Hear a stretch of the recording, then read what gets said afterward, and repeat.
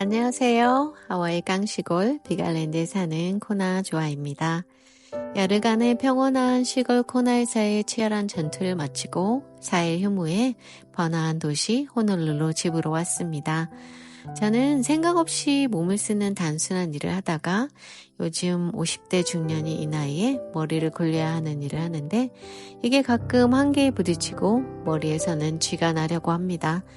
그래도 한 단계 올라선 자리와 크지 않지만 인상된 시급이 좀 더 나은 미래를 설계하게 함으로써 극복할 원동력이 되어줍니다. 저는 2006년 9월 16일, 이 날짜는 왜 잊혀지지 않는지 모르겠지만 이곳 하와이 호놀룰루로 들어왔습니다. 처음 와서 이곳 다운타운에 있는 한인이 운영하는 작은 마트에서 일을 시작했었습니다. 외국인 앞에서 입도 뻥끗 못했던 때라 앞에 캐셔 대신 시급이 좀 낮은 뒤에서 도시락 만드는 일을 했었습니다. 하루 겨우 4시간 오전에만 하면 되는 일이었는데 서서 일해본 적이 없는 저는 1시간 겨우 서 있다가 주저앉고는 했었습니다. 지금은 8시간 호텔에서 뛰어다니고 남는 체력으로 퇴근 후 해피아워 가서 맥주 한잔 들이키는데 말입니다. 일 끝내고 버스를 기다리던 정류장에서 이 젖을 체력으로 내가 어떻게 여기서 먹고 살아낼 수 있을까 참 암담했었습니다. 아픈 다리를 주물러가며 지난 세월 제대로 살아내지 못한 대가라고 자책하고 더 잘 살지 못했던 걸 후회했었는데 돌아보니 걱정하거나 초조할 것 없이 그냥 주어진 내 인생을 열심히 살아내면 됐었던 것 같습니다.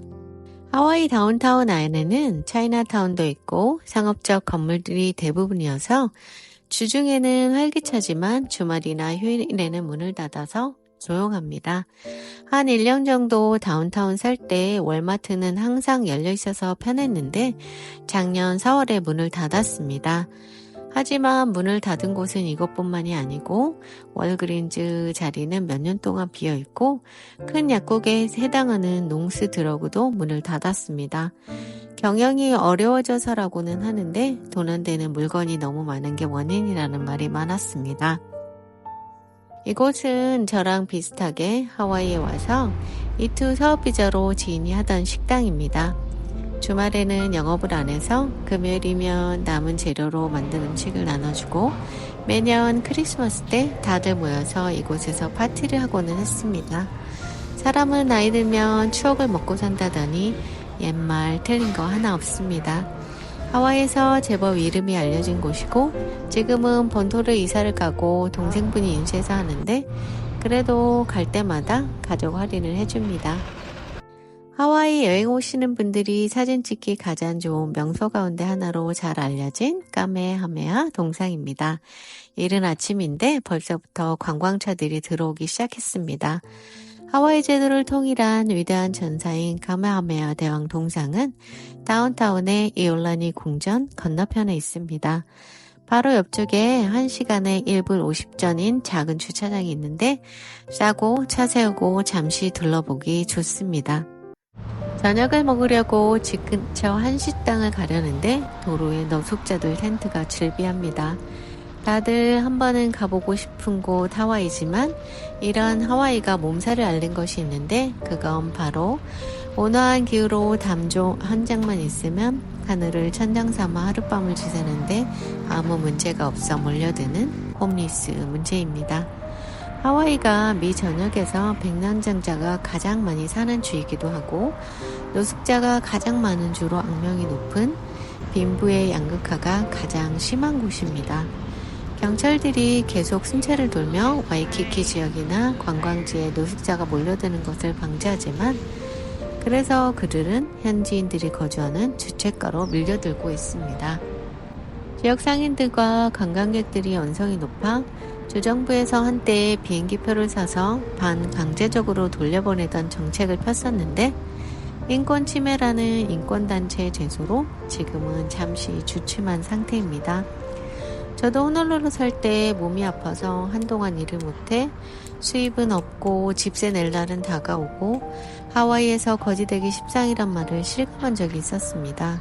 높은 집값과 렌트도 문제지만 미국 사람들은 저축률이 낮아서 급하게 쓸 100만 원도 없는 사람이 60%가 넘는다고 합니다. 재무사들은 월세로 수입의 30%만 내는 게 가장 좋다고 하는데 하와이 같은 경우는 수입의 절반을 월세로 나는 사람도 많고 생활비 쓰고 남는 돈이 없으니 당연히 저축할 돈도 없습니다. 그러니 경제가 어려워지면 대출금도 못 갚고 집세도 못 내고 일거리로 쫓겨납니다. 노숙자 중에 일을 가진 사람도 꽤 있지만 월세 내기에 턱없이 부족해서 거리에서 생활할 수밖에 없는 사람도 있고 정신질환을 가진 사람도 있어서 혼자 소리를 지르거나 이상한 행동을 하는 사람을 쉽게 볼 수 있습니다. 저한테 침 뱉으며 너희 나라로 가라고 소리 지른 백인 노숙자도 있었습니다. 그래서 현지 주민들은 조용히 그분들께 방해가 되지 않게 피해 다닙니다. 작년 11월 추수감사절 블랙프라이데이에 빅세일로 가전제품 몇 개를 교체했습니다. 냉장고 들어갈 자리가 이미 정해져 있어서 거기에 맞는 사이즈가 본토로 배로 와야 한다더니 3개월 만에 도착했습니다. 흔하지 않고 특별한 것들은 찾기도 힘들고 때론 높은 비용도 수반하고 전 사람이나 물건이나 일상을 편안하게 하는 무난한 것이 좋습니다. 오래돼서 교체했기 망정이지 고장나서 주문했으면 3개월간 냉장고 없이 아니면 맞지도 않는 사이즈를 억지로 사야 했을 겁니다. 어쨌든 무사히 잘 도착해줘서 고맙고 새 물건을 소염으로 느끼는 이 만족감, 신선함, 이 맛에 사람들이 쇼핑 중독이 되는가 봅니다. 저녁에는 새로 이사한 지인의 집들이를 갑니다. 새 집 깨끗이 닦아내고 순조로운 출발하라고 휴지를 사갈까 하다가 부피가 너무 커서 상쾌한 출발을 하라고 세제를 사가기로 합니다. 미국은 세탁기가 집 밖에 따로 설치된 집이 많아서 들고 다니기 편한 일회용 세제로 샀습니다. 저희 엄마 김 여사는 세탁 세제는 다 하이타르라고 부르고 저도 그렇게 부르기도 하는데 집들이의 대표 주제였던 하이타이, 입에 촥 감기는 이 이름 아시는 분 댓글 달아주세요. 너무 반가울 듯 합니다. 초등학교 선생님인 지인은 하와이 평균 소득 연 77,000불 이하에 해당이 되어 새로 지은 호놀룰루 시내 한복판에 이 저소득 아파트로 한 달 전 이사를 했습니다.